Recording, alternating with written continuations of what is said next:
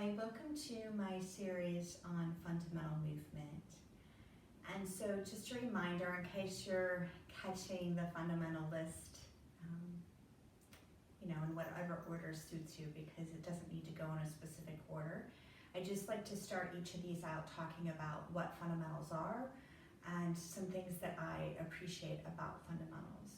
So fundamental movement patterns are subtle movement patterns that are powerful teaching tools that help you undo habitual movement patterns or unhealthy movement patterns. They help to teach the body, educate the body, and replace it with a more efficient movement pattern. Seven things that I like about fundamental movement patterns is that it works with an individual's needs. It helps to identify and strengthen weak links in a chain of movement, in a kinetic chain. It helps the student improve their technique and their performance. So I think it's always great to go back. I think your appreciation of these movement patterns just deepens and grows as you explore your body, both on a proprioception and interoceptive level. It enhances your movement quality. It teaches the primary biomechanics of movement around each joint. It refines your specific aspect of an exercise, and then it helps to just center the mind and body at beginnings of sessions of movement. So even if you just, you could do all of them together as one practice, or you could pick perhaps one or two that you would like to refine more in your body and use those as the start of every movement practice, breath practice, journal practice, meditation practice, right? They could even be a standalone practice. So I guess I'm just trying to get the point across that there's a lot of flexibility that you could use these for. All right, so today I want to look at seated tracking.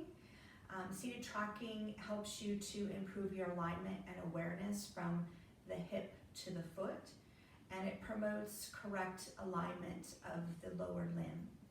So you can sit just onto the ground, and I'm looking over because I don't have my blanket with me, but I'm going to go over and grab it, so just pardon me while I do that. Sometimes it's nice to elevate your sitting bones a little bit.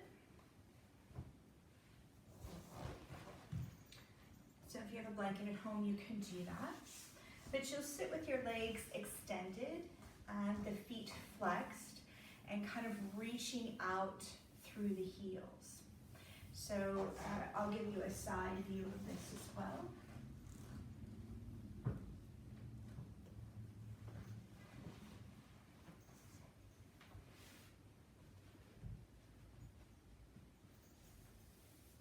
Okay. All right, so I want you to press through the balls of your feet.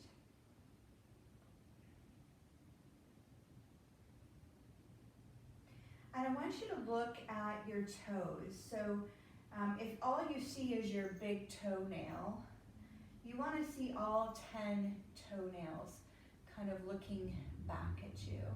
So, sometimes you could hear me cue, pull your pinky toe back.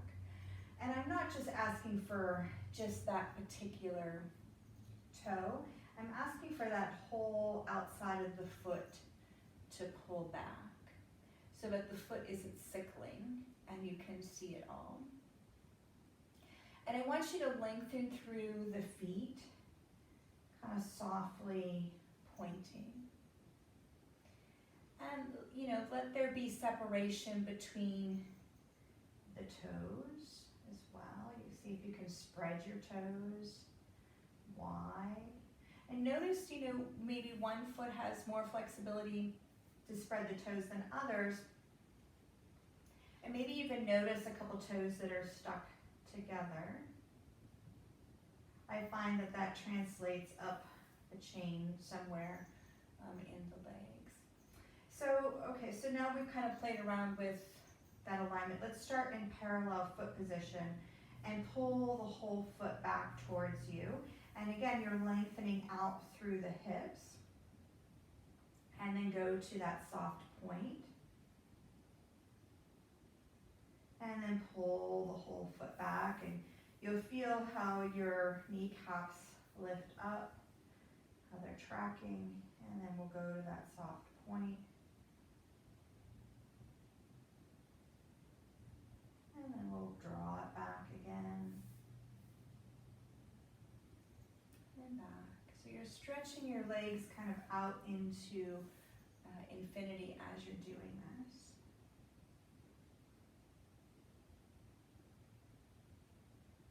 And then let's go to an external rotation. So for some of you, this means the knees are touching.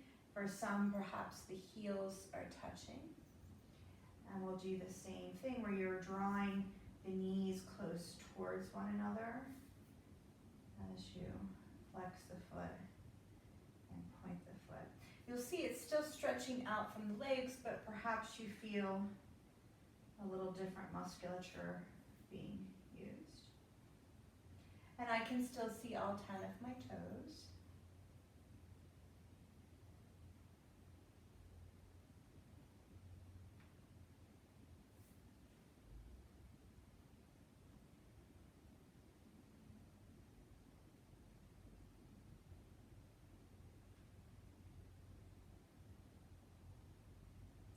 For my clients that like to hyperextend or drop the knee all the way in, I roll a hand towel and place it underneath the knee joint. So that's another tip for you if you happen to be one of those people that like to hyperextend joints. I know I am one of them.